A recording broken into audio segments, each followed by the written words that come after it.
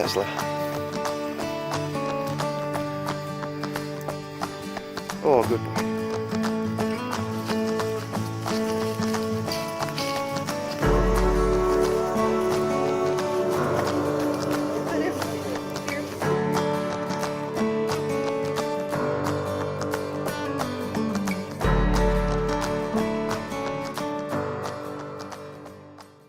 Hello everyone, and welcome to the 25th episode of Down the Hobbit Hole. Today is Tuesday, September the 12th, 2017. My name is Emily, and this is my weekly podcast about knitting and spinning and all things making. If you'd like to find me online, you can find me on Instagram as MistyMountMakers. You can find me on Ravelry as MistyMountMakers, and you can find the Ravelry group by searching in the Groups tab for Down the Hobbit Hole. And you can find our hand-dyed fibers and yarn at MistyMountMakers.com. And if you need to get in touch with me for any reason, and you prefer not to use Instagram or Ravelry, you can email me at emily@MistyMountainMakers.com. So this week, before we get started, I'm going to announce the prize winner for the final mileage thread for the There and Back Again KAL. So I know I've been talking about the There and Back Again KAL for a while now. It was a 3-month KAL that we had where we were knitting or crocheting or anything you wanted to do that was Tolkien themed. And so that went on for 3 months, and we already announced prizes for that. And now we just had to announce the winners of the final mileage thread. So that thread was where, during those 3 months, we tracked our mileage to see where that placed us in Middle Earth. So for those 3 months that we were knitting, we also kept track of how far we were moving with things like Fitbits and just, keeping a log of how far you've walked each day or bike ride, or rode your bike, or anything like that, any way that you were moving, just to try to be more active in general. And so I went through with random number generator, just like with the, I don't know if you guys can hear, but the chickens are right outside that window, and they're being their normal boisterous selves. So hopefully you guys can't. It's pretty quiet, but, and Tesla's here with us. Tesla. There he is. Oh, the beautiful Tesla. Yeah. Thank you, Tesla. You're so good. So anyways, we tracked our mileage. So I wound up getting, let's see, 258 miles, and that put me just the day after the Nazgul attack. So right after Weathertop. So I hit my goal. That was my goal. And I am so happy that I made it and I got past it.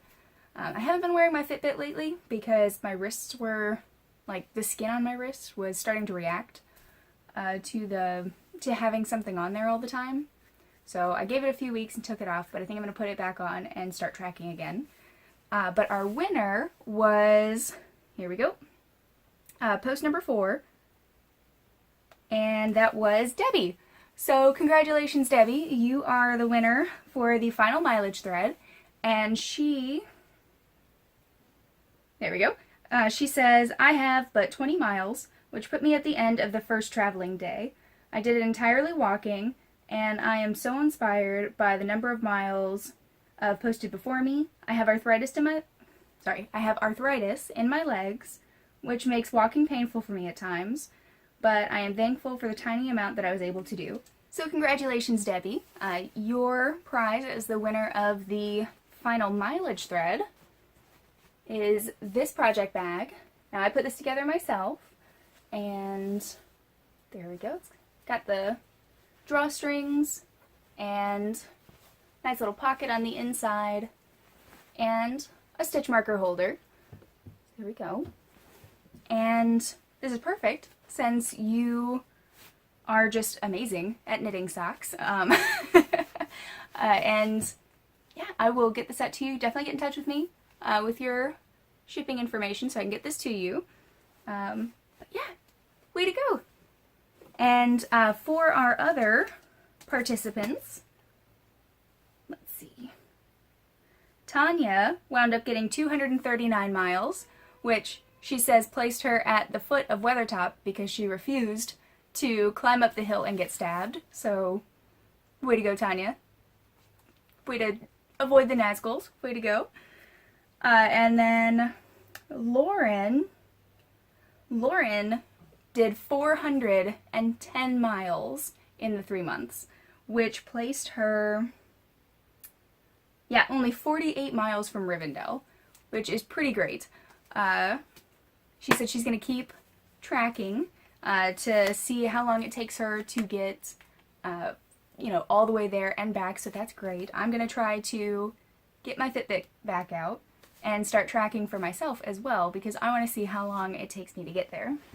For Tanya and Lauren, as a thank you for participating in both the MKAL with the finished objects thread and in the final mileage thread, I'm going to take, I dyed up one other skein of Dunedain on my halfling base.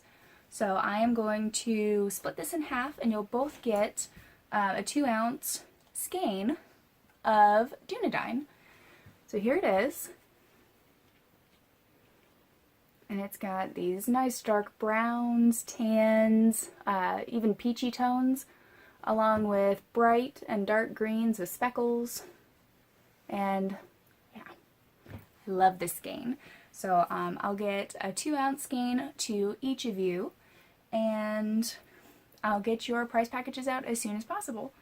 So thank you all so much. Thank you again for participating, and hopefully I'll see you guys during our next MKAL, whenever we end up having that. So I actually got to meet up with Debbie this past week.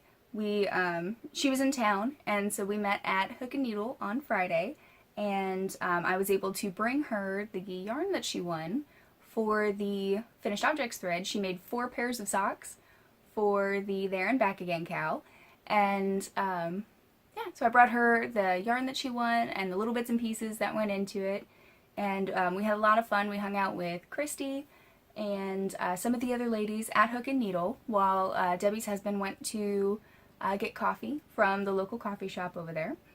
And yeah, it was really cool. She got to show me the sock that she was working on, and she got to buy some yarn, which is always the most important thing on vacation. So it was really nice getting to meet her, and it's really nice. So if anybody's going to be in the area, let me know. I'd love to meet you. But it was especially nice being able to bring her the prize that she won for my first MKAL, so that was really nice. And she actually comes here to Gatlinburg for vacation sometime, so hopefully we'll be able to meet again in the future. So it's nice seeing you, Debbie. Hopefully we'll be able to meet up again. Thank you again to everyone who participated. This was my first MKAL. It was a lot of fun, and I'm really glad there were so many people participating, and yeah, it meant a lot to me that you were all taking part, so thank you. Before we get into the knitting and the things that I've been making this past week, I did want to point out that we are almost to 100 subscribers, which is fantastic. So we will be doing a 100 subscriber giveaway. I think we need 7 more subscribers. So definitely like this video and subscribe if you haven't already, if you'd like to help us get to that point. And what I'll be doing is once we hit 100 subscribers, I will create a giveaway thread in the Ravelry group. So head on over to the Ravelry group and join there if you'd like to. We've got a couple of threads going right now talking about different podcasts that we like and funny things that have happened to us while knitting in public. So definitely head over there, participate if you want to, or you can lurk like I tend to do when I'm in someone's group. But we've been having lots of fun talking about things like that. And once I have 100 subscribers, we'll get that thread going. I'll put together a prize pack, and we will be able to give that away. So, like I said, definitely like the video and subscribe if you haven't already and you would like to. And hopefully we'll be able to do that soon. But I think we are now on to finished objects. So I have 3 finished objects this week. and they are all sewing related. So you've seen the first one, which was this bag, and this, oh, I think I forgot to mention this earlier. This bag is actually inspired by Eowyn because I made a little bit of a mistake. I should have looked it up while I was in the store, but I thought I knew what I thought I had it right, so I didn't bother. I was remembering Eowyn as a spear maiden, not a shield maiden, which is what she actually is. That's what the writers of Rohan call their women who can fight. So I bought this and I was like, oh, I mean, I know it's an arrow, but it's kind of like a spear, right? Totally works. And then the yellow is for when the sun comes out and melts the ice around her heart when she realizes that she loves Faramir and that he loves her back. So, and which is my favorite. I love that part. But it's got a little clippy, bright yellow interior. I love how bright this is. This was actually the third bag I made this weekend. The first bag I made is this one. And it was inspired, and I'll just show you this real quick. This is the bag that I've shown you guys before that Vicky made for me. And you can see it's a drawstring, but it's got these tabs on top, and the lining fabric shows. Now, it's not... You can still see seams and everything, which is fine. I love the bag. It's perfect. But I wanted to make a drawstring bag for the MKAL that was similar. I wound up changing the design. This one is the final draft of what these bags are going to look like. But here's the first draft. This is a nice heavy canvas. Same with the other bag. It's a nice heavy canvas, so I didn't bother putting in any kind of interfacing, because these are supposed to be bags that you can just kind of scrunch up, throw in a bag, and pull out, and you don't have to worry so much about wrinkles or the interfacing getting crinkled. So, here we go. This bag, Tesla, this bag had a longer lining so that it would fold over and show, and then these tabs were sewn on individually. So when I pull the bag together, the cars kind of complete themselves. And it's cute. It's got caravans, little campers and things like that. I put a pocket on the inside, and I'm using fabric. This is just from Hobby Lobby, but the interior fabric is one that I found at Habitat Restore, and I think it was like 80 cents or something, but it's kind of speckled and tweedy. So I was really happy with this bag, but it was very fussy to make. Oh, and it's got little tabs on the end. It was really fussy to make. Still love the bag. This is mine, and I will use it all the time. But the next version was this bag. And again, canvas, no interfacing, so I can just toss it into a bag. But I didn't bother with the taller lining. So it's just got 3 tabs on either side. This one has just a plain muslin interior with the lobster claw and the pocket. And what I really like about these bags, oh, and I have one of my pins from Tanya. I love that they look like they're pleated when they come together, but it's got a little tab, and these are perfect for socks. They scrunch up, you toss them in a bag, and you don't really have to worry about it. So, finished object number 2 was this sock bag. And I'm really happy with this design. I worked out ways to make the tabs quickly, to make the straps quickly, and it sews together really quickly too. I'm not sure if I will be offering these in my Etsy shop, but I'm thinking about it. If it's something you're interested, let me know. and I may create more of these. I think what I'll do is get enough fabric to make like 5 bags and do like a test run, see how long it takes me to cut everything out, get them all put together and sewn together, and see if it's worth it. We'll see. It takes a while to make some bags, but this is so much faster. But I really like it, this one especially, and I love having my little yarn ball pin, so thank you, Tanya. Yeah. And this one is very plain because it is just this kind of white canvasy material with a muslin interior. I like it so far. I am a little worried about it getting dirty in the future. And this one has leather tabs instead of fabric. I am a little worried about it getting dirty in the future, but I think what I'll do is if that happens, I will naturally dye it. And either I'll probably use marigolds, but I do have some leftover indigo, like a leftover indigo vat that I might use for this. Not sure. Still kind of up in the air, but it's an option, so we'll see. But those 3 are the only things that I've finished since we last talked last week. So we'll go on to whips. Okay, so my first whip is actually living in this bag. And the bags, even though they don't have interfacing, with a little project in them, they do stand up. So you can still kind of open it up, set it down, and knit from it. So I'm really happy with this. Because I didn't have a pattern, I just kind of took what I knew from making the boxed bottom bags and just kind of went from there. And with a little trial and error, it turned out really well. Anyways, sorry. So the first item is the socks that I've been working on from one of my yarn blanks.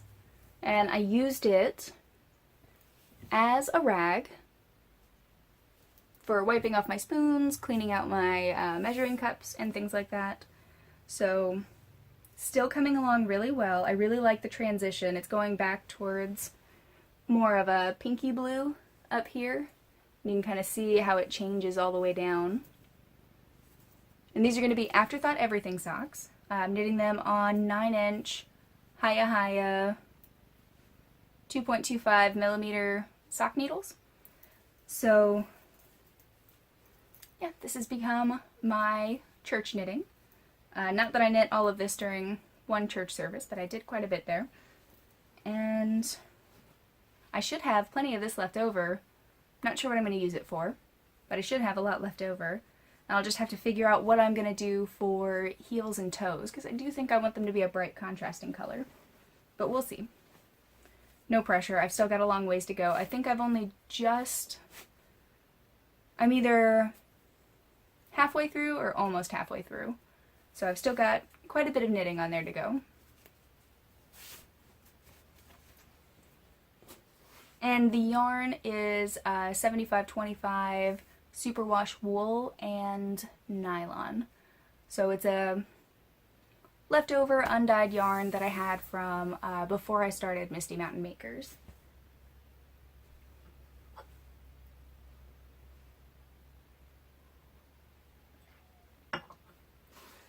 I have still been working on my snowfall sweater. I'm just going to show it briefly because I am in just endless stockinette, so it doesn't really look all that different. If you want more information on this, you can check out, I think, the last 2 episodes that go over more information about it. But here's where I was last week. And I am now at 11 inches, which means I just have 4 more inches to go, and I'll be able to separate for the front and the back. And I think that, and you can see that it's striped, and I think that's actually really, really helping, because I don't feel, even though each week it doesn't look all that different, I don't feel like I'm stuck in just a stockinette black hole, because I am changing it up here and there. So I don't know if I would have been further along with the sweater if I had been using all one color, because I could just knit without thinking, or if I would have stalled out a lot sooner, and if I wouldn't have been able to get my steam back as well. Not entirely sure, but the striping is working out for me right now, so I'm not gonna change anything. I'm just gonna keep going. In my caravan bag, I have Tim's hat. I'm finally working on it. Here it is. It's in this beautiful heathered green.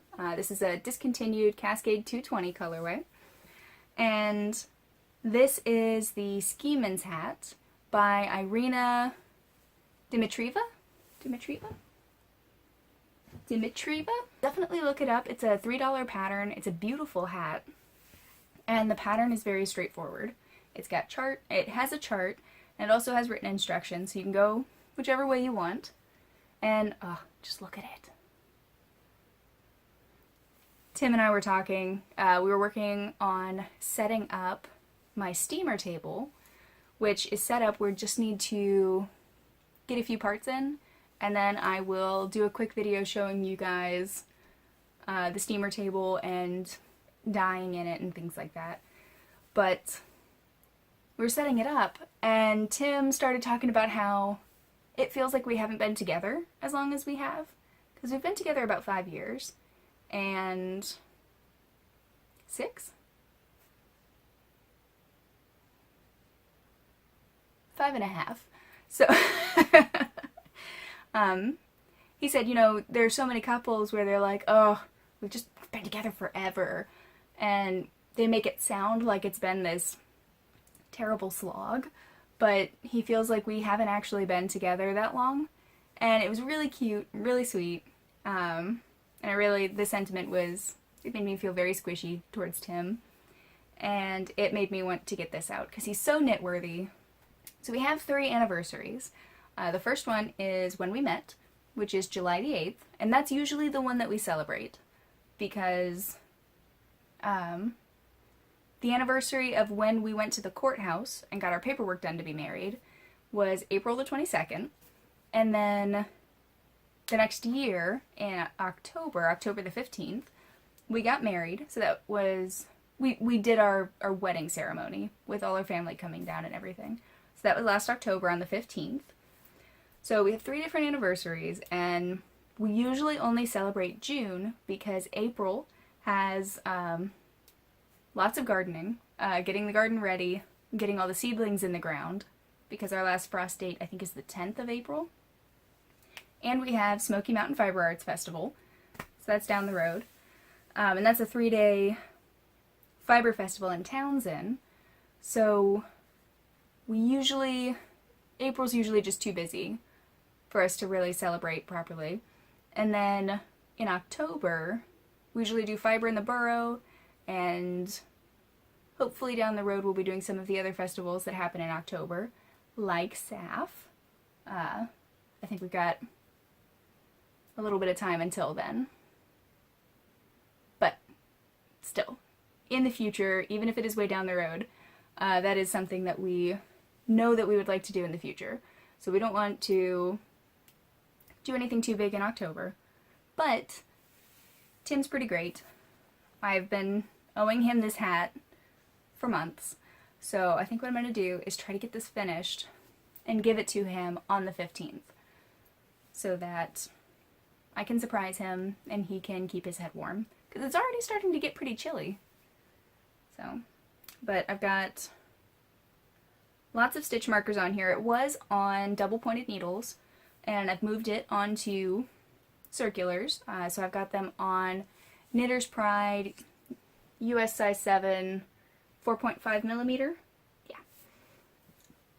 It's a beautiful hat, and I cannot wait to have this finished for him. If I finish it before October the 15th, I will probably give it to him, just straight off the bat, because I'm terrible with surprises.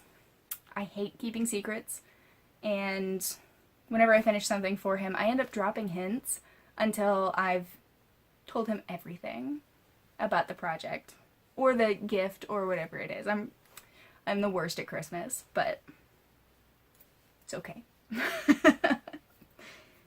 He knew that when we got married.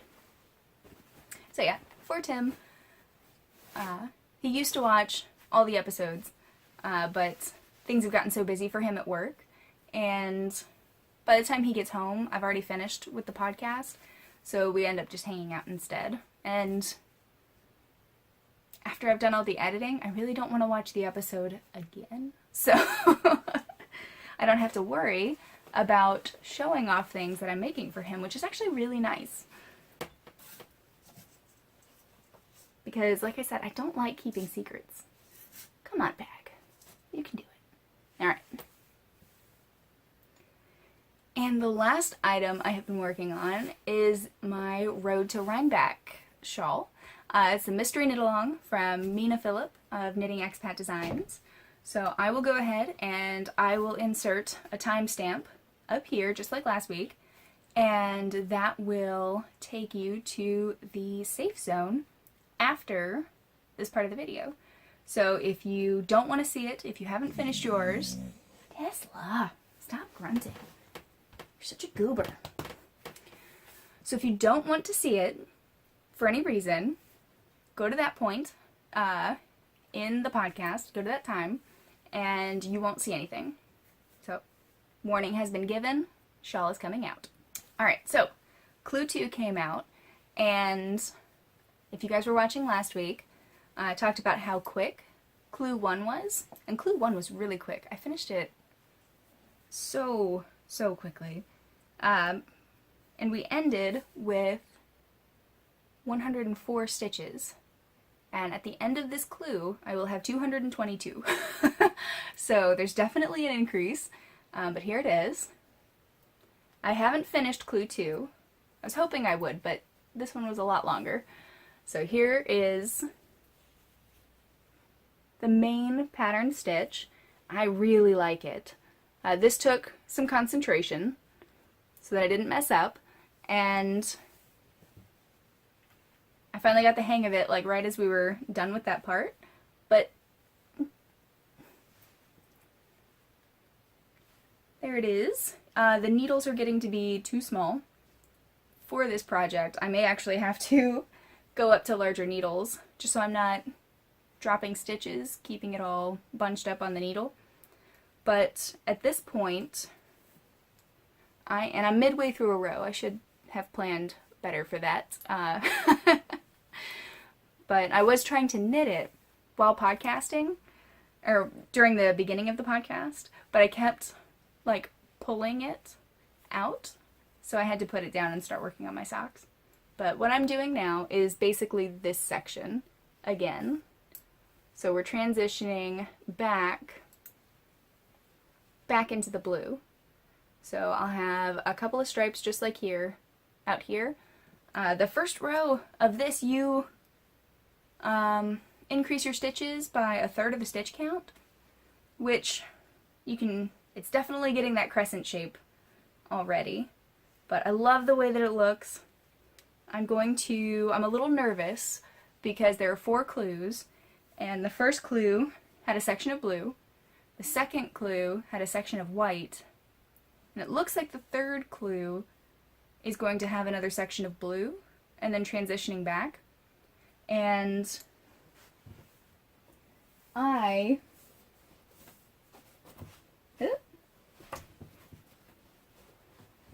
somewhere,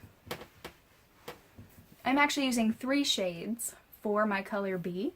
So I have the white, and once I'm done with this transition back to blue, I'm done with white, and I will be switching to this lighter gray.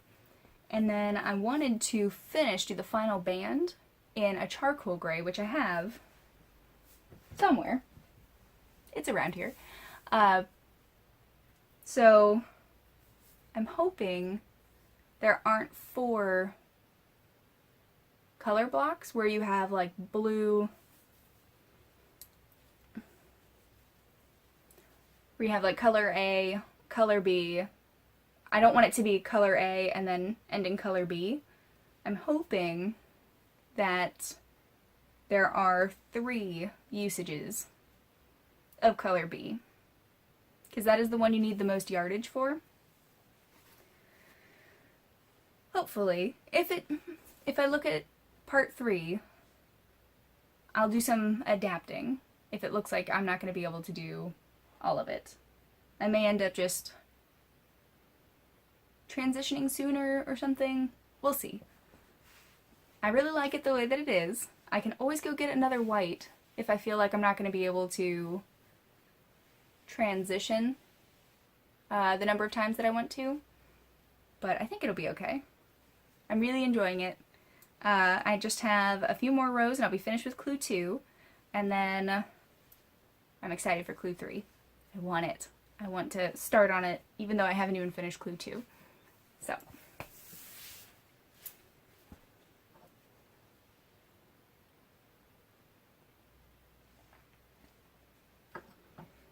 I think that's all that I've got for crafting. I think that's all I did last week. Sewing took up a good day and a half, coming up with the project bags that I did. And I really enjoyed that. That was a lot of fun. I haven't been confident enough in my sewing skills to experiment in the way that I did. So I'm feeling better about myself, and I think that's why I'm so pleased with the project bag. Like, not only do I like it, but in it, I can see that my sewing skills have improved quite a bit, or at least my confidence with my sewing machine has improved. So I'm really enjoying that. On Saturday, we went on a hike with 2 of our friends. They have dogs. They have 2 dogs. And so we went hiking around. One of their dogs is not a big fan of Tesla, so we're working on getting them acquainted so they can become friends and run around and play. And Tesla had a great time. There was water to jump into. He was splashing around in the lake and really enjoying himself. So I've got some video of that, and I'll put that at the end. And the trail's only like 10 minutes from our house, which is nice because there aren't any trails in the park. I think there might be 2 in the entire like Great Smoky Mountains Park that you can take your dog on, but I think they're both in North Carolina. I could be wrong, but I think we looked it up a few years ago and we were pretty disappointed. But yeah, so we found out there's one really close to us. I think altogether the full loop is like 20 miles or something like that, and it's got little offshoots and little shortcuts that you can take. And we did 4 miles total, but it was good for the dogs, and it was a lot of fun being able to hang out with them. We came back and picked up some Moe's on the way and hung out and had burritos, which was great. I also, speaking of videos at the end of the podcast, I found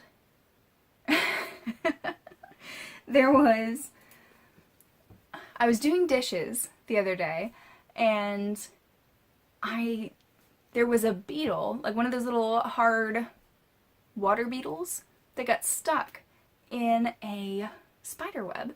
And the spider is like a third of the size of this beetle that's thrashing wildly in its web. And you can see the spider trying so hard to contain the beetle, but there was no stopping that beetle. There was no way.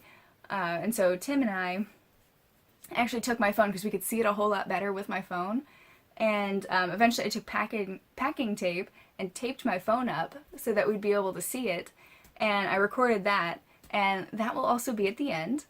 It'll be at the very end, so if you're not into bugs, you don't have to watch it.